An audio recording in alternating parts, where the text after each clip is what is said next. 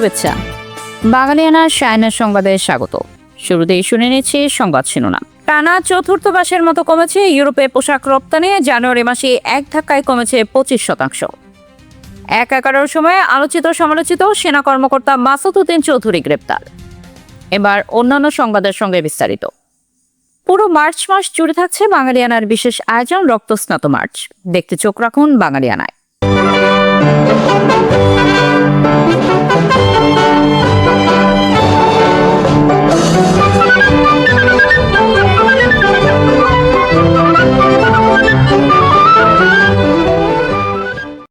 বাংলার ইতিহাসের সবচেয়ে রক্তাপ্লুত সময় মার্চ 1971। একই সঙ্গে এই মার্চই ইতিহাসের স্বর্ণোজ্জ্বল সময়। একদিকে মুক্তির আকাঙ্ক্ষায় বাংলার মানুষের গগন বিদারী উন্মাতাল স্লোগান, অন্যদিকে পাকিস্তানি হায়নার নৃশংস বর্বর গণহত্যার প্রস্তুতি। স্বাধীনতার নেশায় আসক্ত জাতিকে কি দাবিয়ে রাখা যায়? গণহত্যা, আগুন আর ধ্বংসের বধ্যভূমি থেকে বাংলার জনতা ফিনিক্স পাখির মতো উড়াল দিয়ে নীল আকাশে এঁকে দিল লাল সবুজ পতাকা। মুক্তির আকাঙ্ক্ষায় উদ্বেলিত জনতার সংগ্রামমুখর ঘটনাবহুল 1971-এর মার্চ নিয়ে বাঙালিয়ানার প্রতিদিনের আয়োজন রক্তস্নাত মার্চ। স্বাধীনতার ক্ষণ গণনায় আজ 24 মার্চ 1971 বুধবার।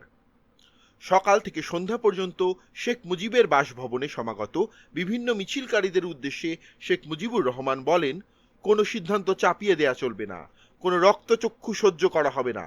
আমি যদি আপনাদের নির্দেশ দিতে না পারি তবে আপনারা আরও দৃঢ়তার সাথে 7 কোটি বাঙালির মুক্তির জন্য আন্দোলন চালিয়ে যাবেন। সন্ধ্যায় প্রেসিডেন্ট হাউসে আওয়ামী লীগ ও সরকারি উপদেষ্টা পর্যায়ে বৈঠক অনুষ্ঠিত হয়।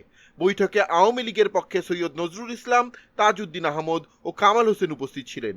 এ বৈঠকে আওয়ামী লীগের পক্ষ হতে ফেডারেশনের পরিবর্তে কনফেডারেশন নামটি প্রস্তাব করা হয়। সরকারি দল এর প্রতিবাদ করে বলে এটা আওয়ামী লীগের নীতিগত মৌলিক পরিবর্তন। আওয়ামী লীগ নিজ অবস্থান সমর্থনে বলে অন্য সবকিছু অপরিবর্তিত থাকলে নামের পরিবর্তন কোনো মৌলিক পরিবর্তন নয়। এ সময় সরকারি আইন বিশেষজ্ঞ কর্নেলিয়াস কনফেডারেশনের স্থলে ইউনিয়ন শব্দটি প্রস্তাব করেন। আওয়ামী লীগ বলে এ বিষয়ে চূড়ান্ত নিষ্পত্তি হোক মুজিব ইয়াহিয়া বৈঠকে। বৈঠকে দুপক্ষ খসড়া সংবিধানের সব অনুচ্ছেদ ও তফসিলের উপর দফাওয়ারি আলোচনা শেষ করেন। 2 ঘন্টা স্থায়ী বৈঠক শেষে তাজউদ্দিন আহমদ উপস্থিত সাংবাদিকদের বলেন, আওয়ামী লীগের পক্ষ থেকে আমাদের বক্তব্য আমরা উপস্থাপন করেছি। আলোচনা অনির্দিষ্টকাল চলতে পারে না। আওয়ামী লীগের পক্ষ থেকে আর আলোচনার প্রয়োজন নেই। এদিন শেখ মুজিবুর রহমানের সাথে খান আব্দুল ওয়ালি খান বৈঠক করেন।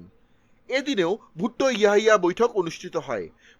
বৈঠক শেষে ভুট্টো বলেন, we are making some progress. 23 March রাত হতে 24 মার্চ সকাল পর্যন্ত পাক সেনাবাহিনীর সৈয়দপুর সেনানিবাসের পার্শ্ববর্তী বোতলাগাড়ি, গোলাহাট ও কুন্দুল গ্রাম ঘেরাও করে অবাঙালিদের সাথে নিয়ে ব্যাপক ধ্বংসযজ্ঞ চালায়। এতে শতাধিক নিহত হয় এবং অসংখ্য মানুষ আহত হয়।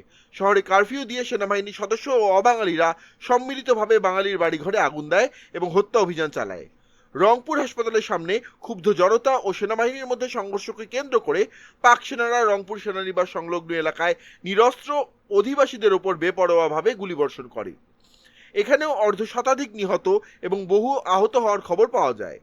মিরপুরে অবাঙালিরা সাদা পোশাকধারী পাক সেনাবাহিনীর সদস্যদের সহযোগিতায় বাঙালিদের বাড়িঘরের শীর্ষে ওড়ানো বাংলাদেশের পতাকা এবং কালো পতাকা নামিয়ে জোর করে তাতে আগুন দেয়। পাকিস্তানি পতাকা তোলে। রাতে বিহারিরা এখানে ব্যাপক বোমাবাজি করে এবং আতঙ্কের সৃষ্টি করে। চট্টগ্রামে পাক সেনার নৌবন্দরের 17 নম্বর জেটিতে নোঙর করা এমভি সোয়াত জাহাজ থেকে সমরাস্ত্র খালাস করতে গেলে প্রায় 50,000 বীর বাঙালি তাদের ঘিরে ফেলে। সেনাবাহিনীর সদস্যরা জাহাজ থেকে কিছু অস্ত্র নিজেরাই খালাস করে 12টি ট্রাকে করে নিয়ে যাওয়ার সময় জনতা পথরোধ করে। সেনাবাহিনীর ব্যারিকেড রচনাকারী জনতার উপর নির্বিচারে গুলি চালালে অসংখ্য শ্রমিক শহীদ হন। টিভি কেন্দ্রে প্রহরারত সৈন্যরা টিভি কর্মীদের সাথে দুর্ব্যবহার করলে সন্ধ্যা থেকে ঢাকা টিভির কর্মীরা টিভির সব ধরনের অনুষ্ঠান প্রচার থেকে বিরত থাকেন। এদিন মেজর জেনারেল খাদিম হোসেন রাজা ও মেজর জেনারেল রাও ফরমান আলী কুমিল্লা ও যশোর সেনানিবাস সফর করে এবং ব্রিগেড কমান্ডারদের সাথে বৈঠক করেন। চট্টগ্রাম সেনানিবাসের বাঙালি brigade commander brigadier M R মজুমদারকে ঢাকায় বদলি করে স্বাধীন বাংলাদেশ কেন্দ্রীয় ছাত্র সংগ্রাম পরিষদ নেতৃবৃন্দ এক বিবৃতিতে পাকিস্তানি সেনাবাহিনীর সম্ভাব্য আক্রমণ প্রতিহত করার উদ্দেশ্যে সশস্ত্র গণবিপ্লবকে আরও জোরদার করার জন্য সংগ্রামী বাংলার জনগণের প্রতি আহ্বান জানান। সাংবাদিকরা এক জরুরি সভায় মিলিত হয়ে পেশাগত দায়িত্ব পালনকালে সেনাবাহিনীর সদস্যদের হয়রানিমূলক আচরণের তীব্র নিন্দা জানান। গত বছরের আগস্টে নেতিবাচক প্রবৃদ্ধির পর সেপ্টেম্বরে বাংলাদেশ থেকে ইউরোপের পোশাক আমদানিতে ইতিবাচক প্রবৃদ্ধি হয় 15% বেশি। কিন্তু এরপর থেকে ধারাবাহিকভাবে ইউরোপে বাংলাদেশ থেকে পোশাক আমদানি কমেছে। সর্বশেষ জানুয়ারিতে কমেছে 25% বেশি। এমন পরিস্থিতিতে মধ্যপ্রাচ্যের যুদ্ধকে ঘিরে ইউরোপে পোশাক রপ্তানির ভবিষ্যৎ নিয়ে উৎকণ্ঠার মধ্যে রয়েছেন বাংলাদেশের রপ্তানিকারকরা। ইউরোপীয় ইউনিয়নের পরিসংখ্যান দপ্তর ইউরোস্ট্যাটের পরিসংখ্যান অনুযায়ী গত বছরের নভেম্বরে 2024 সালের নভেম্বরের তুলনায় বাংলাদেশ থেকে ইউরোপের পোশাক আমদানি কমে 10.97%। এরপর ডিসেম্বরে 12.05% কমে আমদানির অর্থমূল্য দাঁড়ায় 135.59 কোটি ইউরো। সর্বশেষ চলতি বছরের জানুয়ারিতে 2025 সালের জানুয়ারির তুলনায় আমদানি কমেছে 25.25%। অর্থমূল্য ছিল 142.89 কোটি ইউরো। রপ্তানিকারকরা বলছেন, দেশের প্রধান রপ্তানি বাজারগুলোতে পোশাকের চাহিদা ধারাবাহিকভাবে কমছে। বৈশ্বিক যুদ্ধ পরিস্থিতির কারণে যা আগামী জুন পর্যন্ত অব্যাহত থাকার শঙ্কা রয়েছে।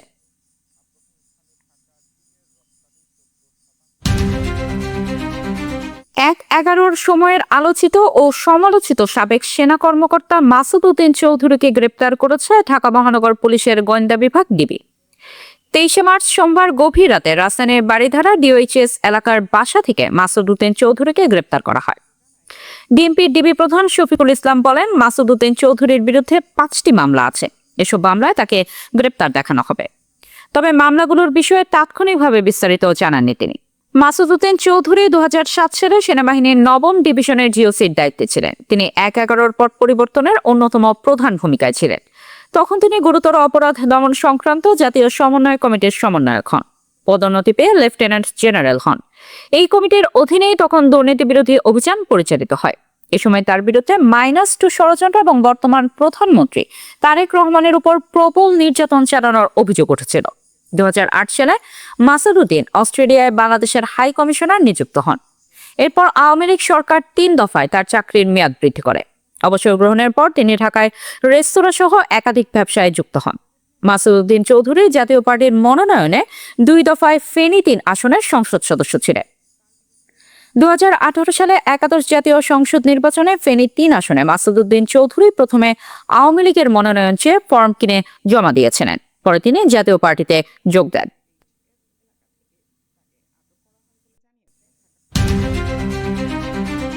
ভারত মহাসাগরের মাঝ বরাবর অবস্থান করা যুক্তরাজ্যের যৌথ ঘাঁটি দিয়াগো গার্সিয়াকে উদ্দেশ্য করে ছোড়া ইরানের দূরপাল্লার ক্ষেপণাস্ত্র পুরো পৃথিবীর প্রতিরক্ষার দিকে আগ্রহ ভরে তাকিয়ে থাকা লোকজনের মধ্যে উত্তেজনার জন্ম দিয়েছে।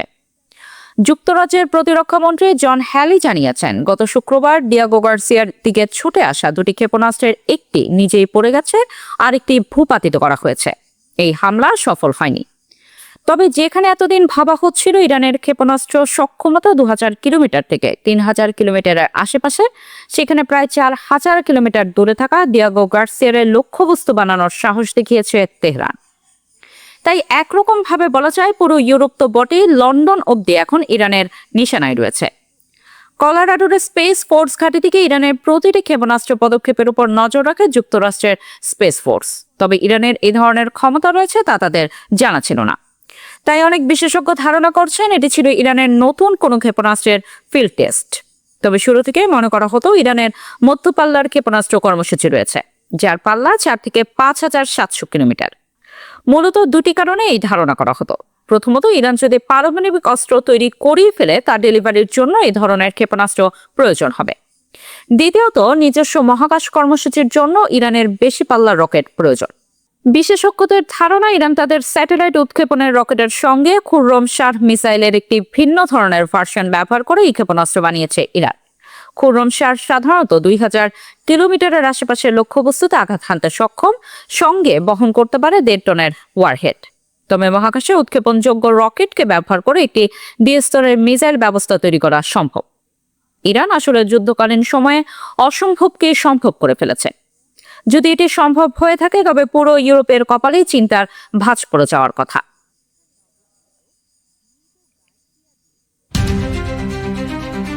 উনিশশো ৭১ সালের মহান মুক্তিযুদ্ধে বাঙালি তার ইতিহাসের সেরা বীরত্ব দেখিয়ে ছিনিয়ে এনেছিলেন স্বাধীনতার লাল সূর্য। এই লড়াইয়ে যারা নেতৃত্ব দিয়েছিলেন সেই বীরদের অন্যতম কাজী নুরুজ্জামান বীরুত্তম। আজ 25শে মার্চ এই বীরের জন্মদিন।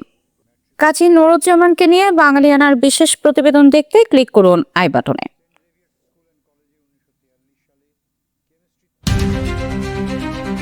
পারস্য উপসাগরের যুদ্ধ থামানো নিয়ে আমেরিকার সঙ্গে কোনো আলোচনা হয়নি বলে জানিয়েছে ইরান। মার্কিন প্রেসিডেন্ট ডোনাল্ড ট্রাম্পের দাবি নাকচ করে তেহরানের এই বিবৃতির পরই বিশ্ববাজারে ক্রুড তেলের সরবরাহে টান পড়ার আশঙ্কা তৈরি হয়েছে। এর প্রভাবে আগের দিন কমার পর 24শে মার্চ মঙ্গলবার লেনদেনের শুরুতেই ফের বাড়তে শুরু করেছে তেলের দাম। মঙ্গলবার আন্তর্জাতিক বাজারে ব্রেন্ট ক্রুডের দাম $1.06 বা 1.1% বেড়ে হয়েছে ব্যারেল প্রতি $101। পাল্লা দিয়ে $1.58 বা 1.8% বেড়েছে মার্কিন ওয়েস্ট টেক্সাস ইন্টারমিডিয়েটও। বর্তমানে এর দাম ব্যারেল প্রতি $89.71। 23শে মার্চ সোমবার ইরানের বিদ্যুৎ কেন্দ্রের সম্ভাব্য হামলা 5 দিনে স্থগিত রাখার কথা ঘোষণা দিয়েছিলেন ট্রাম্প। এমনকি অজ্ঞাত পরিচয় ইরানি কর্মকর্তাদের সঙ্গে ফলপ্রসূ আলোচনার দাবিও করেন তিনি। ট্রাম্প জানিয়েছিলেন দুই দেশ বেশ কিছু গুরুত্বপূর্ণ বিষয়ে ঐকমত্যে পৌঁছেছে। মার্কিন প্রেসিডেন্টের এই ইতিবাচক বার্তার জেরে সোমবার তেলের দাম প্রায় 10% পড়ে গিয়েছিল। আমেরিকার সঙ্গে যোগাযোগের দাবিকে আর্থিক বাজারকে প্রভাবিত করার কৌশল বলে উড়িয়ে দিয়েছে তেহরান। উল্টো ইরানের রেভলিউশনারি গার্ডস কোর জানিয়েছে তারা মার্কিন লক্ষ্যবস্তুগুলোতে নতুন করে হামলা চালিয়েছে। ট্রাম্পের মন্তব্যকে সেকেলে মনস্তাত্ত্বিক লড়াই বলেও কটাক্ষ করেছে তারা।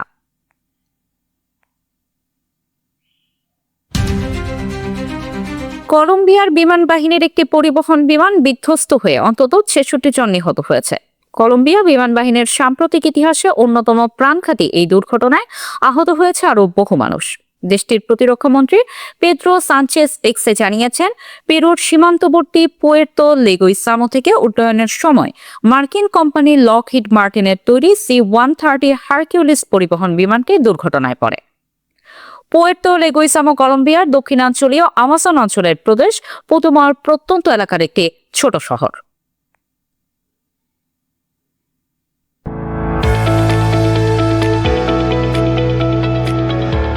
এবার শুনে নিচ্ছি বাঙালিয়ানা বাণিজ্য সংবাদ। ইরানে যৌথভাবে যুক্তরাষ্ট্র ও ইসরায়েলের হামলার পর মধ্যপ্রাচ্য জুড়ে সংঘাত ছড়িয়ে পড়েছে। এর মধ্যে দুবাইয়ের প্রপার্ট মার্কেট বা সম্পত্তির বাজারে স্লথগতি দেখা যাচ্ছে। আবাসন খাতে লেনদেনের পরিমাণ দ্রুত কমছে। কিছু আবাসন এজেন্ট দাম কমানোর ইঙ্গিত দিচ্ছে। চলতি সপ্তাহে প্রকাশিত যুক্তরাষ্ট্রের বহুজাতিক বিনিয়োগ ব্যাংক ও আর্থিক সেবাদাতা প্রতিষ্ঠান গোল্ডম্যান স্যাক্সের বিশ্লেষকদের এক নোট অনুযায়ী চলতি মার্চের প্রথম 12 দিনে ইউএইর আবাসন খাতে লেনদেনের পরিমাণ গত বছরের একই সময়ের তুলনায় 37% কমেছে। একইভাবে ফেব্রুয়ারি মাসের একই সময়ের তুলনায় লেনদেনের পরিমাণ 49% কম।